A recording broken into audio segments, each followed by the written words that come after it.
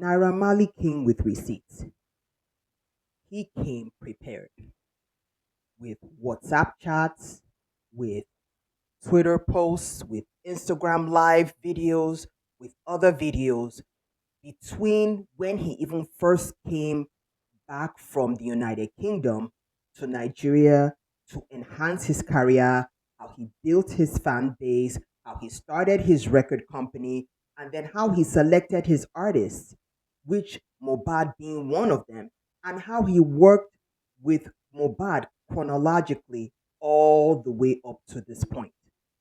He spent about 2 months in Panti after he was accused of unaliving Mohbad, and how he was accused of bullying and then eventually unaliving Mohbad. Naira Marley was just a victim of circumstances. And secondly, mental health is real. When people have mental health challenges, it's a real thing. You cannot discount mental health. And I think it's now that, there's more awareness in Nigeria about mental health. You know, I just talked about extensively how May handled her mental health with Yule Doche. And in this case, Mobad had a mental health issue. Okay. I'm not saying that there wasn't any um, foreplay, any issue that may have caused Mobad's unaliving.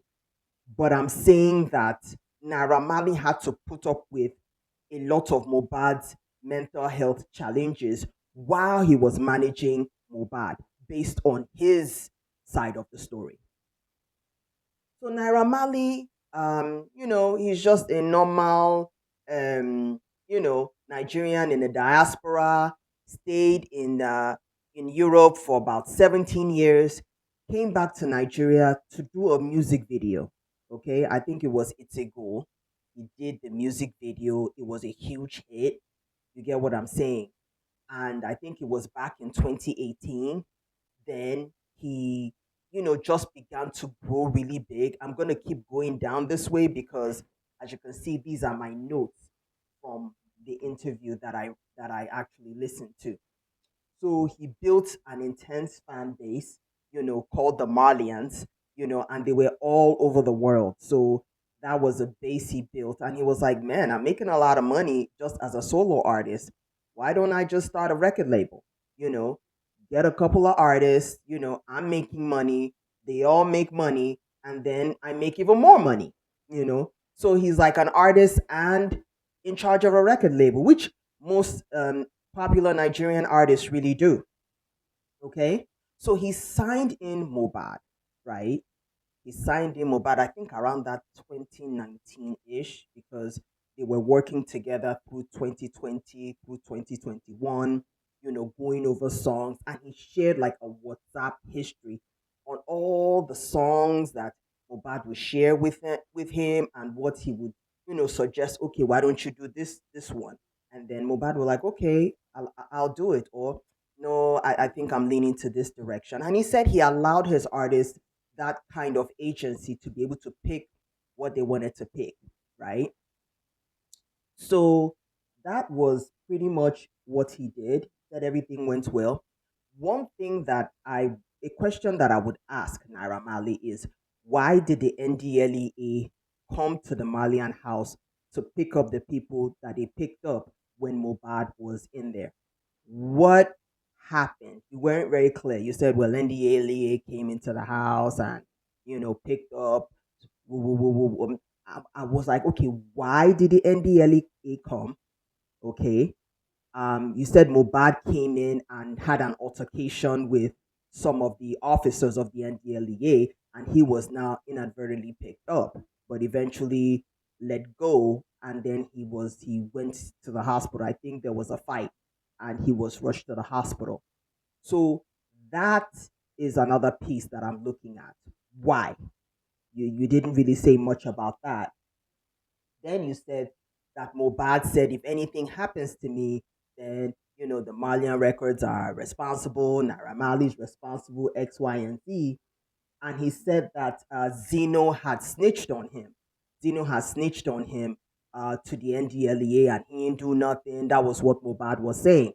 Okay, so Naira Marley was pretty hurt about this and all that, and I think he wasn't. No, I don't think. He said in the video that he was in Sweden. He came back from Sweden. You get what I'm saying? I think Mubad had left the hospital. He cleared all the hospital bills and what have you, and was still hurt about the things that Mubad said about him. He then showed a video of him having a conversation with Mobad where Mobad apologized for what he said. And even his father came to apologize, his mom came to apologize, his wife Wumi came to apologize to Naira Marley for all that altercation that can he accept him back into the fold. And Naira, based on his side of the story, saying, "Oh yeah, I'll let you back," which is what he did. And he said that at some point he heard that Mobad was taking ice. So that's what he had heard, and that's an illicit substance. And most people with mental health issues, they try to mask it. You know, it's taking illicit substances or addictions. They tend to be an escape from reality. You know, so which is what Naira Marley said he heard that Mobad was taking something, and he also said that there were threats of self unaliving by Mobad. And he was now trying to pacify him and say, "Don't do it. It's not good. You're going to go to hell if you do that. And it's not good for you to leave everybody that depends on you." And he also told him, based on the video that he sent and based on their conversation, I don't know how people keep recording people conversations. I, I don't get it, but to each his own. The conversation was recorded, and it said that, hey, if you do that to yourself, you know people will now start looking at us based on the last thing you said, and that's going to implicate me and my company. So please don't do that. So Mubad was like, okay, I won't do it. So um that. He also encouraged some people to go out with him. They went out, hung out with him, just because of the state of his mental health at the time. Like, why don't you be around him so that he doesn't, feel that depression or whatever the mental health of his would lead him to. But eventually, Mobad said, "I'm gonna go." It looks like I'm gonna have a part two of this because I just want people to see what Naira Marley is saying, inclusive of the receipt he presented. And luckily, the interview is on YouTube, so you can easily go check. So that was what Naira Marley was saying. Then I think where the rub happened and what the fishiness that I'm seeing is when Mobad had an altercation with Tunde, his manager, in the group WhatsApp, and they started having some kind of altercation with each other. Okay, they were just calling each other names and what have you. And then later on, based on what Naira Marley is saying, is that there was a fight. There was actually a physical altercation between Mobad and his manager.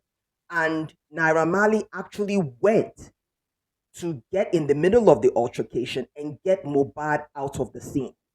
So that was one of the videos that they put out that was implicating Naira Marley. That was the altercation that Mobad had with his manager. And after that, there were tweets from the Mobad account that were going against Naira Marley. Now you have to understand that artists have handlers, and a lot of these handlers have access to the social media account. So it may be Mobad that may have posted all that. It may not have been Mobad. So it's kind of iffy. Every artist has handlers. Let's just be clear, not just Mobad. Okay, and they were saying that Mobad, and what Naira Marley was saying was that Mobad was drunk. So I'm gonna just say more in part two, but Naira Marley comes with receipts.